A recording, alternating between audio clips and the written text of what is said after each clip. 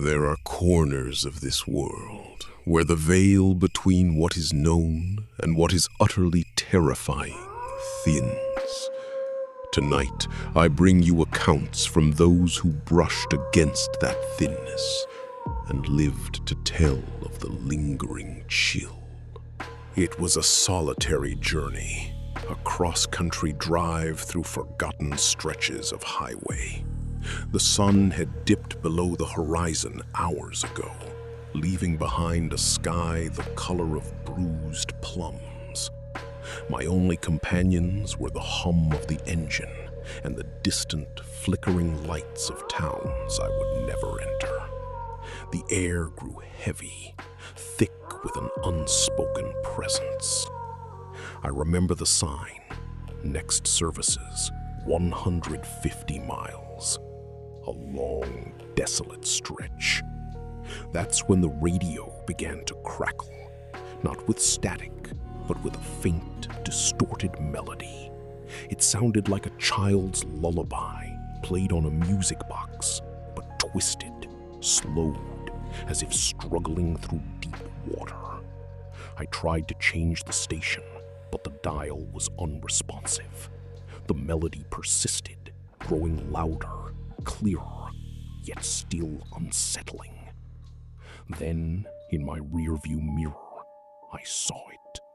A figure, standing in the middle of the empty road, far behind me. It was tall, impossibly thin, and utterly still. No car, no lights, just this silhouette against the faint glow of my taillights.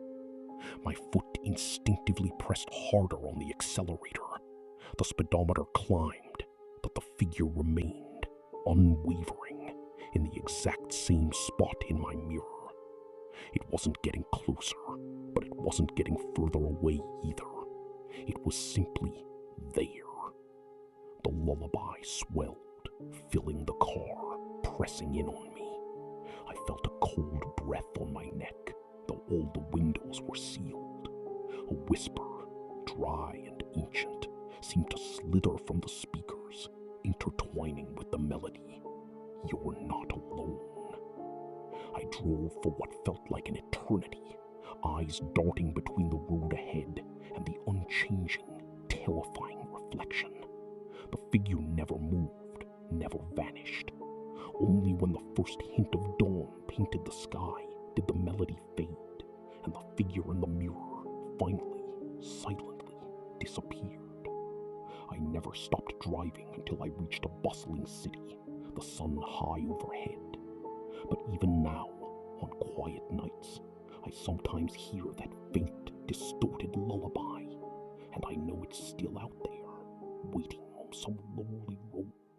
Some years ago, I undertook a project to restore an old, abandoned estate on the outskirts of a forgotten village. The house had stood empty for decades, its windows like vacant eyes staring out at overgrown gardens.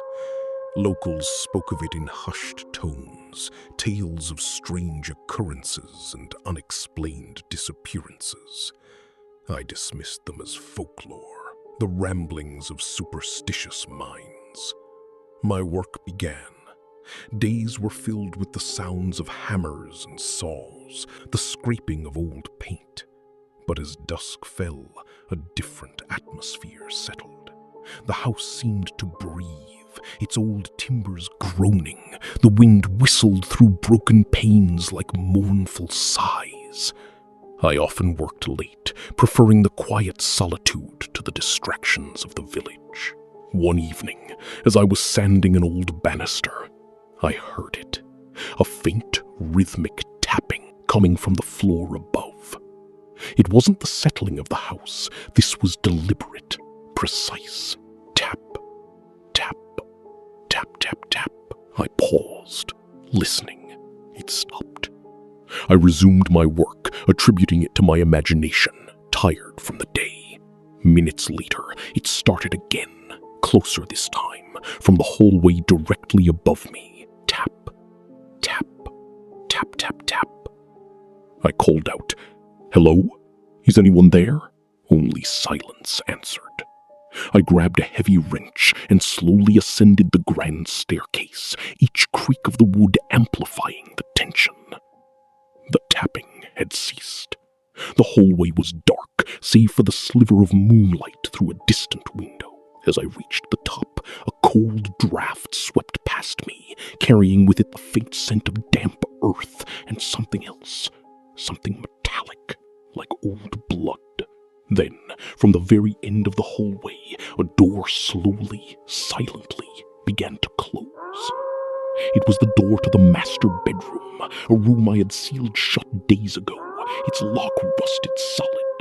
I stood frozen, wrench heavy in my hand. The door clicked shut with a soft, final sound. I didn't investigate further.